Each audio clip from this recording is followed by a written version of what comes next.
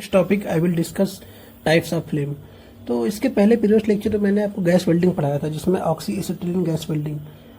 तो gas welding में कितने टाइप्स ऑफ फ्लेम जो आपने देखा था टिप से, जो टिप से कितने टाइप्स के जो फ्लेम जनरेट होते हैं, तो वही हम डिस्कस करेंगे। क्योंकि हर मटेरियल के लिए जो हीट की रिक्वायरमेंट है वो अलग है, उसको हीट की रिक्वायरमेंट को ही हम क्लासिफाइड किए हैं टाइप्स ऑफ फ्लेम में। तो बेसिकली 3 टाइप्स के फ्लेम है। फर्स्ट न्यूट्रल फ्लेम, इसको हम नेचुरल फ्लेम भी बोलते हैं। सेकेंड है कार्बराइजिंग फ्लेम एंड थर्ड है ऑक्सीडाइजिंग फ्लेम। तो चलिए पहला डिस्कस करते हैं न्यूट्रल फ्लेम। अब न्यूट्रल फ्लेम को नेचुरल फ्लेम बेसिकली बोलते क्यों हैं? क्योंकि देखिए इसमें जब हम ऑक्सीजन और एसिटिलीन को जब हम कंबस्टन करते हैं तो कंबस्टन कंप्लीट होता है। मीन्स इसमें कोई केमिकल रिएक्शन नहीं होता है। सपोज जैसे कोई 2 मेटल है, आपने इसे क्या किया, मोल्टन स्टेट में मेल्ट होगा, मोल्टन स्टेट में तभी ज्वाइन होगा। तो मोल्टन स्टेट में इसकी मीन्स इसकी जो प्रॉपर्टी में कोई चेंजेस नहीं होता है, इसलिए हम इसको नेचुरल फ्लेम बोलते हैं। अब देखिए ये फ्लेम बेसिकली कैसा होता है। अब देखिए यदि देखिए ये आपका टॉर्च है, और टॉर्च से जो फ्लेम निकलता है बेसिकली इसके 2 पार्ट्स होते हैं फ्लेम के। फर्स्ट है इनर कोन, जो कि व्हाइट कलर का आपको दिखेगा। यदि आप कहीं गैस वगैरह बिल्डिंग देखेंगे, यदि कॉलेज वगैरह में या फिर किसी शॉप वगैरह करेंगे तो ये आपको व्हाइट कलर में दिखेगा। सेकंड है आउटर कोर, ये दिखता है ब्लूइश कलर में।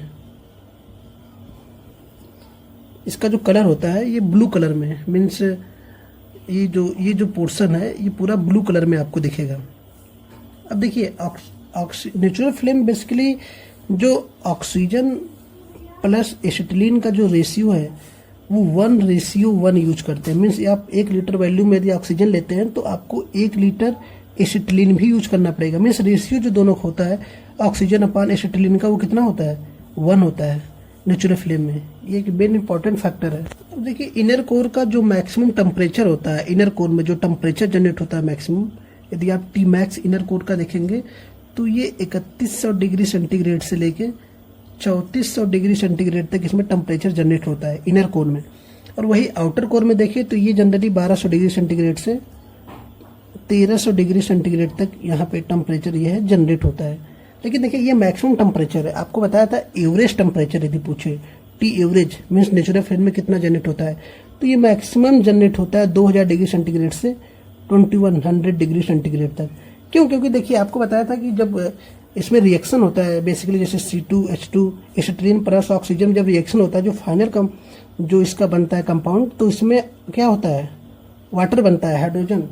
तो वाटर प्लस हीट, तो इसी वाटर को इवेपोरेट करने के लिए आधा हीट क्या होता है, यूज होता है। इसीलिए टेम्परेचर जो एवरेज टेम्परेचर देते हैं तो डाउन हो जाता है, 2000 से 2100 डिग्री सेंटीग्रेड तक ही टेम्परेचर यूज करते हैं। एक चीज़ आपने इसमें और देखा था कि ये किसी से रिएक्शन नहीं करता है, तो ये कहीं भी आप यूज कर सकते हैं। जो इसका एप्लीकेशन देख लेते हैं। इसका एप्लीकेशन एक तो फेरस प्लस ऑल फेरस और नॉन फेरस मटेरियल के लिए यूज कर सकते हैं, कॉपर के लिए यूज कर सकते हैं इसको, और एल्युमिनियम के लिए यूज कर सकते हैं। तो बेसिकली हर जगह नेचुरल फिल्म का ही जनरली हम यूज करते हैं, क्योंकि ये किसी से रिएक्ट नहीं करता है। मोल्टन स्टेट में भी यदि मेटल हो तो भी उसमें रिएक्शंस नहीं होता है। इसका जनरली ब्रास में हम यूज नहीं करते हैं। ब्रास हो गया, ब्रॉन्ज हो गया। अब इसमें क्यों नहीं यूज करते हैं? क्योंकि देखिए ब्रास आपका बना होता है कॉपर प्लस जिंक। जो कॉपर का मेल्टिंग पॉइंट है वो कितना है, 1082 डिग्री सेंटीग्रेड अप्रॉक्सीमेट आता है। और जो जिंक का जो टेम्परेचर है वो कितना है, 420 डिग्री सेंटीग्रेड। अब देखिए इसमें 2000 डिग्री सेंटीग्रेड टेम्परेचर जनरेट होता है, और इस टेम्परेचर पे आप इसी ब्रास को रखेंगे तो इसमें जिंक क्या हो जाएगा, इवेपोरेट हो जाएगा। क्योंकि इसका टेम्परेचर देखिए बहुत कम है, और पहले ये क्या हो जाएगा, तुरंत इवेपोरेट हो जाएगा। उसके बाद बचेगा क्या, इसमें केवल कॉपर बचेगा, वो भी इससे भी ज़्यादा टेम्परेचर करीब देखिए घटाएंगे तो 1000 डिग्री सेंटीग्रेड और ज़्यादा टेम्परेचर। तो इतने ज़्यादा टेम्परेचर पे जिंक आपका पहले ही इवेपोरेट हो जाएगा। इसीलिए हम, जैसे आपने देखिए 2 मेटल है, इस मेटल क्या है, ब्रास का बना हुआ है। यदि आप इसको ज्वाइन करेंगे तो इतने पोर्शन का जिंक ही क्या हो जाएगा, पहले इवेपोरेट हो जाएगा। तो आपकी बिल्डिंग किससे होगी, केवल कॉपर से। और बिल्ड क्वालिटी आपका जो एलॉय के जो कंपोजिशन होगा यूनिफॉर्म नहीं मिलेगा। इसीलिए हम ब्रास का जो बिल्डिंग होता है ब्रास का, वो नेचुरल फ्लेम्स यूज नहीं करते हैं। देखिए कार्बोराइजिंग फ्लेम, नेक्स्ट है कार्बोराइजिंग फ्लेम। पहले इसका डायग्राम देखते हैं। देखिए ये टॉर्च है। टॉर्च के बाद जो इसमें जो फ्लेम का पार्ट है वो 3 पार्ट्स में होता है। फर्स्ट है आपका इनर कोर सॉरी, सेकेंड है आउटर कोर। इसमें एक और पार्ट्स होता है जो कि इनर इंटरमीडिएट कोन। अब देखिए इंटरमीडिएट कोण क्यों जनरेट होता है। पहले हम देखते हैं C2H2 प्लस O2। आपने फर्स्ट में देखा था न्यूट्रल फ्लेम में, उसमें जो एसिटिलीन और ऑक्सीजन का रेशियो कितना था, 1 और 1। किसमें, न्यूट्रल में, न्यूट्रल फ्लेम। पर कार्बोराइजिंग फ्लेम में जो ऑक्सीजन एसिटिलीन प्लस ऑक्सीजन का रेशियो होता है, इसमें एसिटिलीन हमेशा क्या होता है, एक्सेस में होता है। यदि एसिटिलीन का आपका 1 रेशियो में है तो ऑक्सीजन का जो रेशियो होता है 0.85 to 9.9 जनरली। ये स्टैंडर्ड डेटा है, आपके ऑब्जेक्टिव क्वेश्चन भी आता है तो आप यही टिक करोगे। तो इसमें इतना होता है, यदि 1 लीटर सपोज आपका C2H2 है तो ये 0.85 लीटर ही केवल आपका ऑक्सीजन होता है। तो इसमें एक्सेस होता है किसका, एसिटिलीन का इसमें एक्सेस होता है। तो जितना हमारा एसिटिलीन का एक्सेस होता है उतना ही आपका क्या होगा, इंटरमीडिएट कोण की लेंथ होगी, ये जो लेंथ है उतना ही बड़ा रहेगा जितना आप इसमें बढ़ाएंगे। मीन्स C2O2 को C2H2 को आप जितना इंक्रीज करेंगे उतना ही आपका ये कोण बढ़ेगा, इंटरमीडिएट कोण। अब चलिए देख लेते हैं टेम्परेचर।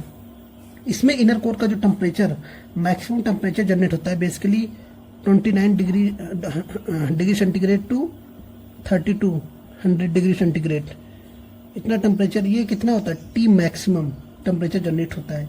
यदि आप T एवरेज देखेंगे, एवरेज टेम्परेचर कितना मिलेगा, तो वो मिलता है generally 1800 degree centigrade to 1900 degree centigrade. ये एवरेज टेम्परेचर है। अब ऐसा क्यों है मैक्सिमम एवरेज, क्योंकि आपको बताया था इसमें हाइड्रोजन आपका मीन्स उसमें आपका क्या बनता है, वाटर का कंटेंट बनता है, उसे इवेपोरेट करने के लिए आपकी हीट की रिक्वायरमेंट होता है, इसलिए एवरेज टेम्परेचर क्या हो जाता है, डाउन हो जाता है। अब यदि आउटर कोर का देखें तो वही टेम्परेचर होता है 1200 या 1200 degree centigrade to 1300 degree centigrade तक, ये इसका टेम्परेचर होता है। अब देखिए कार्बोराइजिंग फ्लेम क्या होता है, ये रिएक्टिव है। ये फ्लेम क्या कर सकता है, रिएक्ट करता है। सपोज जैसे आप 2 मेटल को ज्वाइन कर रहे हैं, इन कुछ मेटल के साथ ये क्या कर सकता है, रिएक्टिव करता है। अब वो कौन कौन से मेटल है उसको देखते हैं, उसको हम मेंशन करते हैं। देखिए कार्बोराइजिंग फ्लेम से हम फेरस मटेरियल की बिल्डिंग नहीं कर सकते। अब ऐसा क्यों, देखिए फेरस मटेरियल जो कंपाउंड होते हैं वो क्या कंटेन करते हैं, आयरन। जब आयरन तो इसमें कार्बन के एटम होते हैं। और जब आप जैसे दो पार्ट्स की जब आप ज्वाइनिंग कर रहे हैं, एक तो कार्बन ऑलरेडी इसमें मेंशन है प्लस C2H2 से इसमें एक्सेस है, एसिटिलीन इसमें क्या होता है, एक्सेस होता है, आपको पहले ही बताया रेशियो में। तो जब कार्बन ज्यादा डिपोजिट हो जाता है इसके बीच में तो वो कैसा हो जाएगा, ब्रिटल नेचर का हो जाएगा। और जो आपकी बिल्डिंग है यदि कुछ भी ऊपर से आप गिराएंगे तो ये क्रेक होने के ज्यादा चांसेस रहते हैं। इस प्रकार की बिल्डिंग जो होता है सक्सेसफुल नहीं होता है। इसलिए कार्बोराइजिंग फ्लेम का यूज हम फेरस मटेरियल में यूज नहीं करते हैं। उसका रीजन क्या आपको बता दिया, कार्बन का एक्सेस होने के कारण ये ब्रिटल नेचर का हो जाता है। और सेकंड देखिए यहाँ पे टेम्परेचर क्या है, कम है, तो हमेशा जो मतलब जिसका थिकनेस कम होगा वहीं पे हम इस बिल्डिंग का यूज करते हैं, इस फ्लेम का यूज करते हैं। ऐसा नहीं बहुत ज्यादा थिक मटेरियल के लिए हम इस बिल्डिंग का यूज नहीं कर सकते, क्योंकि टेम्परेचर यहाँ पे क्या है, और इस टेम्परेचर वो डाउन है। अब देखिए एप्लीकेशन देख लेते हैं। बेसिकली इसका यूज कहाँ पे करते हैं, जैसे निकिल हो गए, निकिल हो गए, एलॉय स्टील, वहाँ पे हम क्या कर सकते हैं, जो पतले सीट होते हैं, इस प्रकार के फ्लेम का हम वहाँ पे यूज करते हैं। नेक्स्ट देखते हैं ऑक्सीडाइजिंग फ्लेम। तो देखिए ऑक्सीडाइजिंग मीन्स क्या हुआ, ऑक्सीजन की एक्सेस।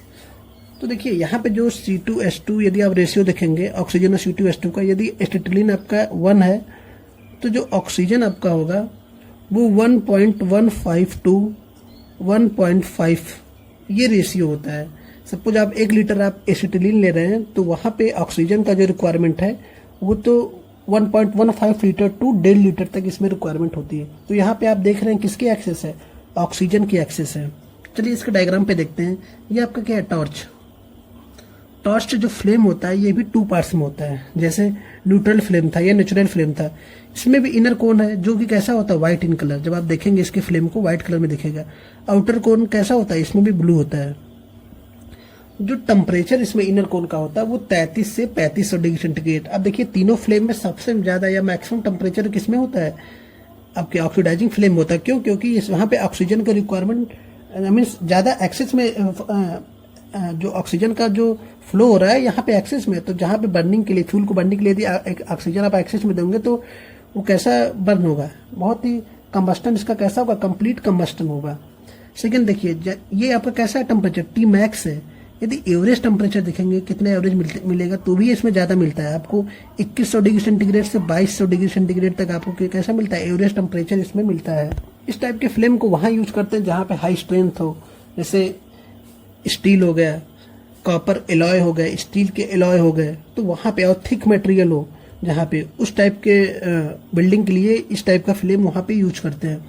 अब देखिए इससे हम ब्रास और ब्रांज की भी वेल्डिंग कर सकते हैं। अब आप कहेंगे कि न्यूट्रल फ्लेम में तो हम नहीं कर सकते थे क्योंकि वहाँ पे टेम्परेचर थोड़ा सा कम था, ऑक्सीडाइजिंग में तो और ज़्यादा टेम्परेचर है। देखिए ब्रास आपका किसका मिक्सचर होता है, कॉपर प्लस जिंक, आपको बताया था। यहाँ पे जब इस टेम्परेचर तक आप जब इसको प्लेस करेंगे तो यहाँ पे ऑक्सीजन की देखिए एक्सेस है, जो जिंक है वो ऑक्सीजन से रिएक्ट करके क्या बना लेगा, जिंक ऑक्साइड। अब जैसे दो कंपाउंड है ब्रास का, आप बिल्डिंग ऑक्सीडाइजिंग फ्लेम या फिर एक्सेस ऑक्सीजन की फ्लेम से जब आप बिल्डिंग करते हैं तो इसमें जो जिंक रहेगा वो जिंक ऑक्साइड बना लेगा, और जो आउटर लेयर पे इसके जहां बिल्डिंग कर रहे हैं वहां पे एक लेयर जनरेट कर लेगा, जिससे कि एक्सेस हीट को क्या कर लेगा, ये अवॉइड कर देगा, इजिली आपका बिल्डिंग हो जाता है। तो यदि ये क्वेश्चन पूछा जाता है कि ब्रास की जो बिल्डिंग है किस टाइप के फ्लेम से हम करते हैं, तो ये आपको पता होना चाहिए, ऑक्सीडाइजिंग फ्लेम का ही यूज हम करते हैं ब्रास और ब्रांज में।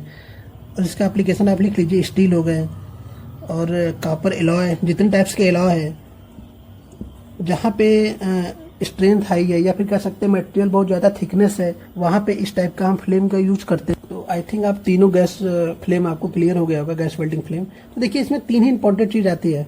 फर्स्ट आता है कि डायग्राम, आपको तीनों का डायग्राम देख लीजिए।